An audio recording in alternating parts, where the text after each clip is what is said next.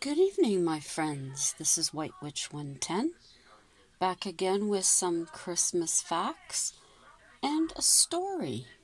I can't believe the Christmas is just days away. It always seems to be so far, and you figure you have so much time to do stuff. And then you turn around and bam, it's right there, staring you in the face. I feel like how far ahead I thought I was in preparing stuff has just been pushed back, and that I'm so far behind. I didn't even get all of our decorations out this year, like the streamers. I didn't find a spot for the church this year, although I thought I had one. Absolutely unprepared in other areas. My cards I was pretty good with. Had them all done way early before fall. That was good. Had all the gift cards done in the fall. So that was great. And then the decorating just didn't all seem to go as what was planned. I hope everyone is ready for your Christmas celebrations. I've seen some of the trees of the other YouTubers, and they are beautiful. Now, to get down to facts. Christmas corsages.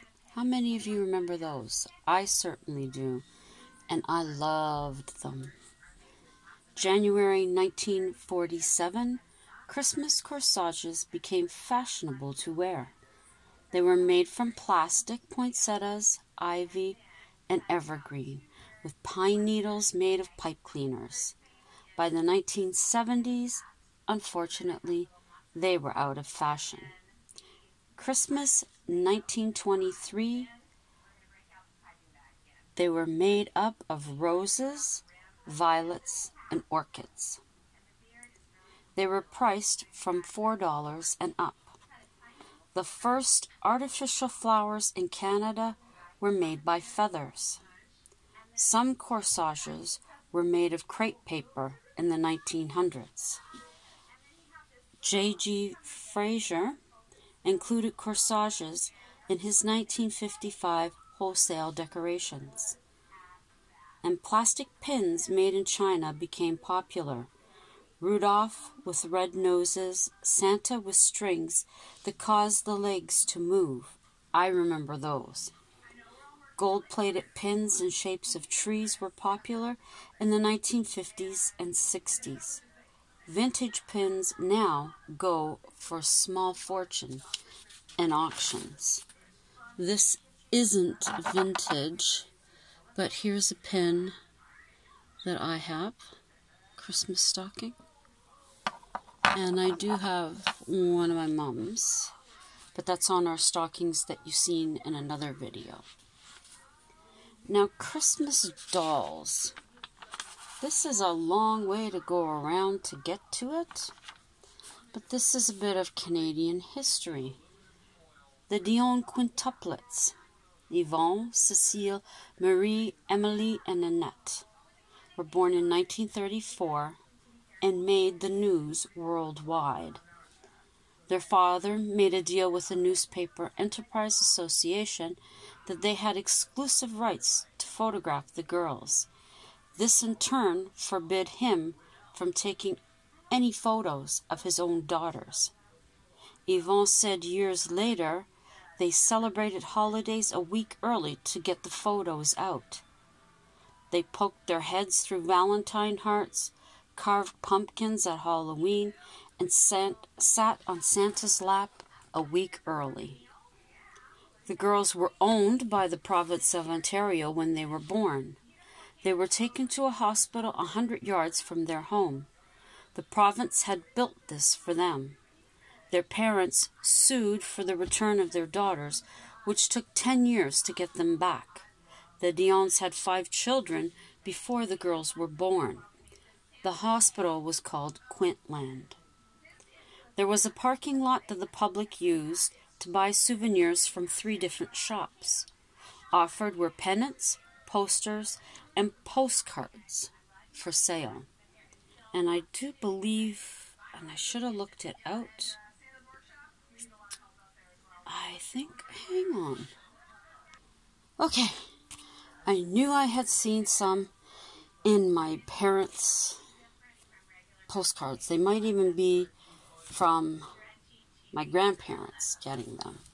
But here is a postcard of the quintuplets.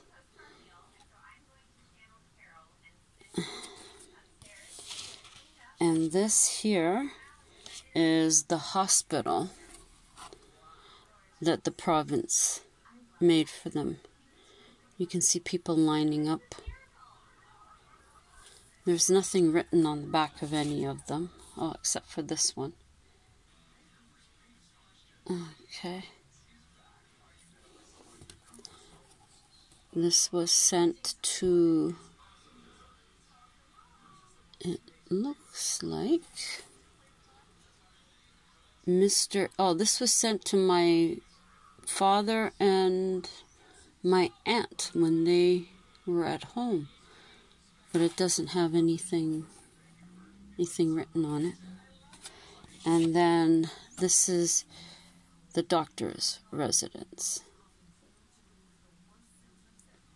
I knew I had them. As soon as I started reading them, like, wait a minute. Okay, it was called Quintland. So Quintland would be that one there. That's Quintland. Is that going to stay? So those are some of the postcards that were for sale. Quintland would close for fall and winter as it was too cold in Callander, near North Bay, Ontario. Spring and summer, people would line up to see the girls playing in the sandbox and pool. Their doctor was Dr. Dufault. In 1935, he forbid the family from touching the girls on Christmas Day. He didn't want them getting germs. The Quints stayed behind glass. In 1937, he allowed the girls to eat with their family. Chocolate was forbidden. They received gifts from their doctor and from the public, also from firemen and priests. A large amount of their gifts were dolls. The Dion quintuplets had dolls appear in their likeness in 1934. One of their dolls cost more than a Shirley Temple doll. Madame Alexander of New York had the license rights to the dolls. Therefore, shipping into Canada is what made the dolls 6 times more expensive. A single Dion doll cost $3. Going on to other dolls. The Inuits carved dolls from walrus tusks and whale bones. Some were of wood. The girls made their own dolls, honing skills needed, like sewing and curing furs.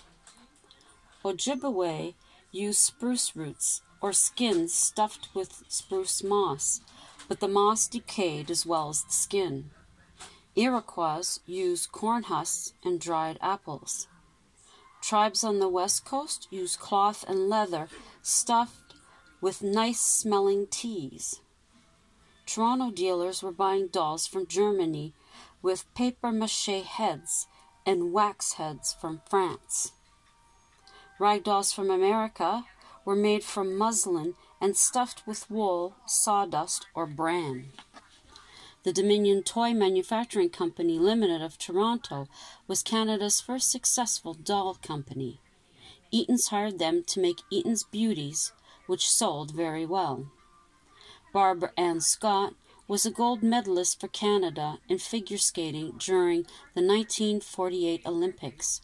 A doll was made in her likeness that sold hundreds of thousands. And they actually do have a room at City Hall here in Ottawa that has photos of her. A memorabilia room. Shirley Temple had her likeness made into a doll in 1938.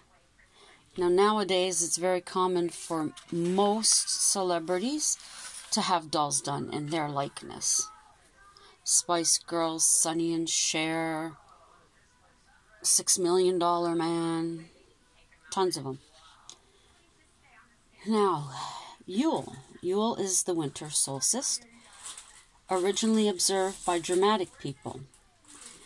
It celebrated the wild hunt and the god Odin. Many Christmas traditions, such as Yule logs, stem from pagan traditions. It is a celebration of the return of the sun. It's a feast to celebrate and honor Saturn, the god of agricultural bounty. Hanukkah, a Jewish festival commemorating the rededication of the Second Temple, also known as Festival of Lights. 9 candles are lit on the menorah. 1 candle lights all the others each evening while prayers are said.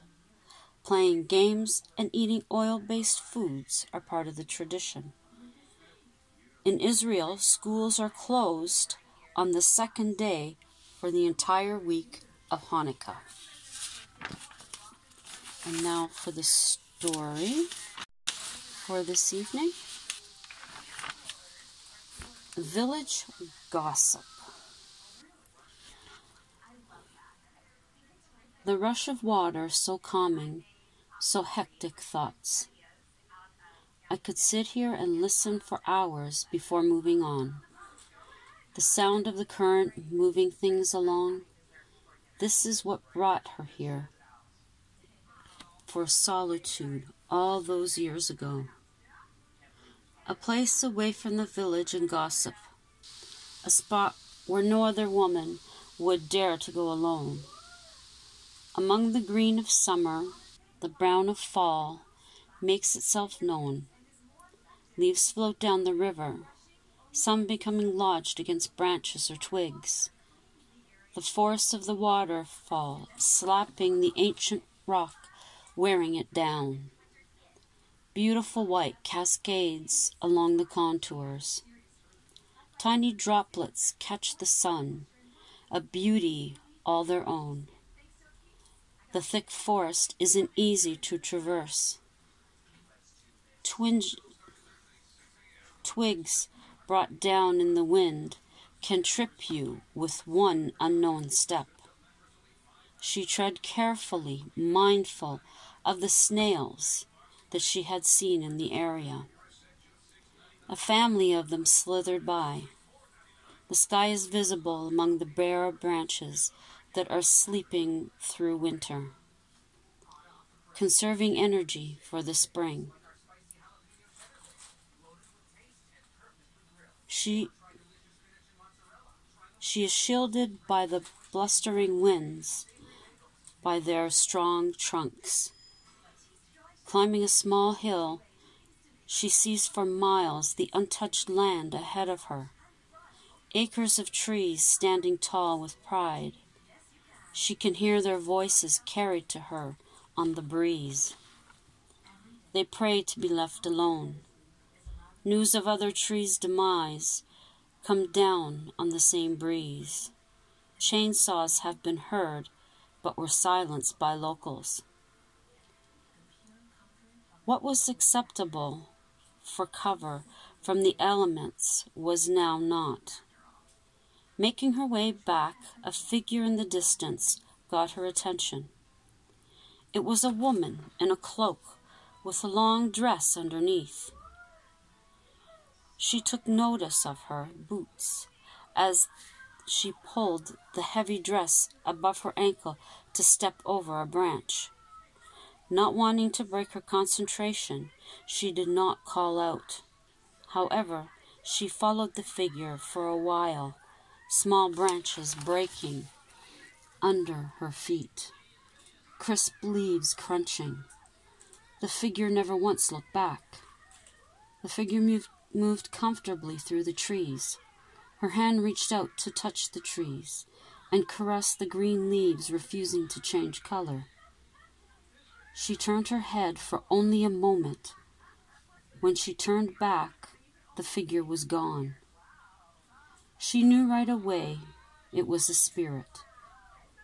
This was the woman who had walked the woods. She had been reported missing by her suitor. Her body was never found. People in the village were of two minds. Her boyfriend had killed her and disposed of the body. The others believe she ran away, having not wanting to marry, which was sure to come.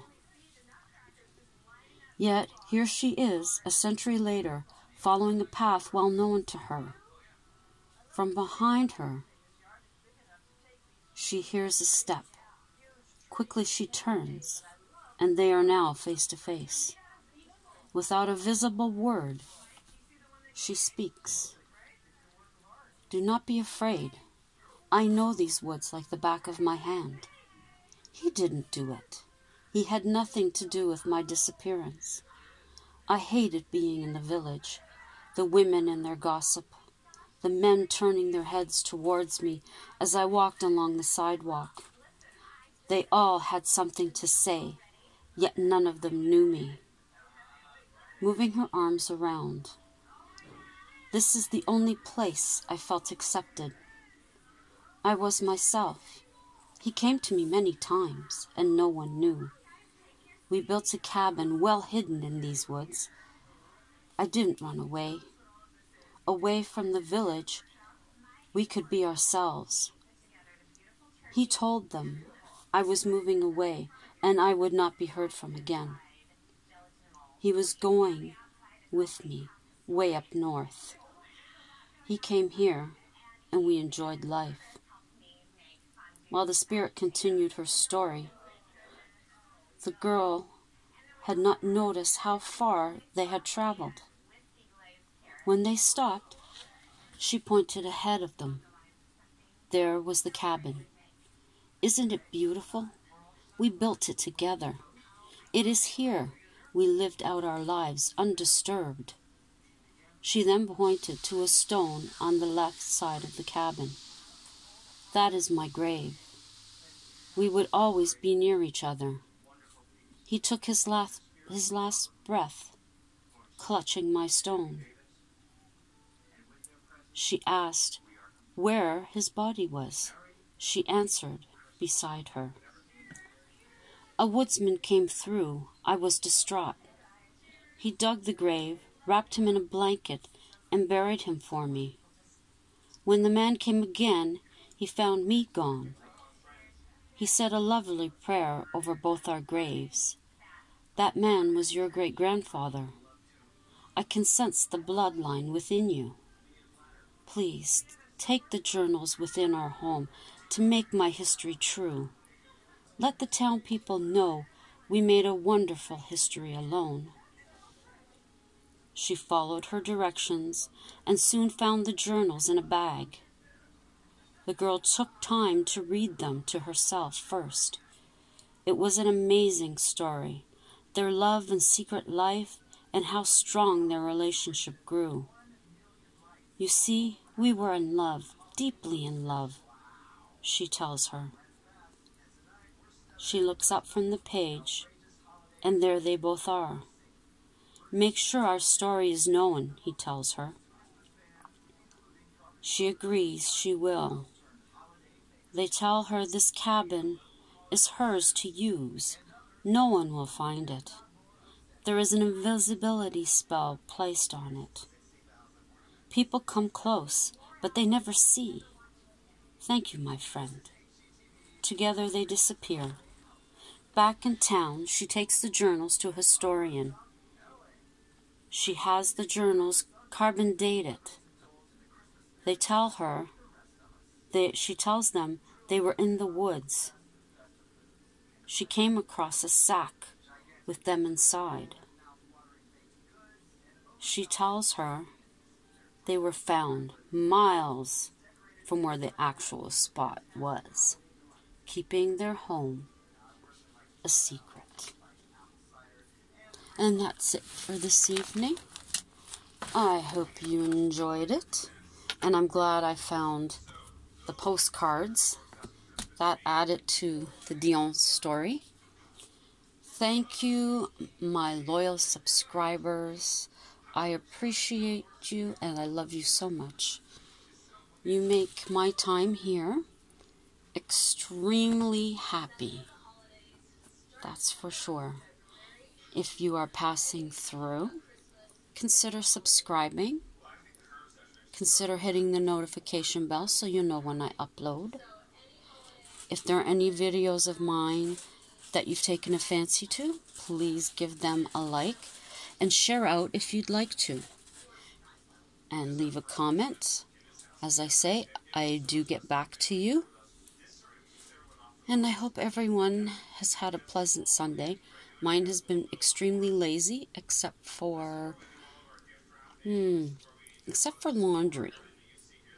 Other than that, hubby and I have not done much of anything. We've been lazy. So everyone have a good Monday. I know for us, it'll be 2 days at work and then we're off for 5. Yay! So get all those last minute things done as quickly as possible so that you can relax. So until tomorrow night, have a marvelous Monday. And as always, ciao for now.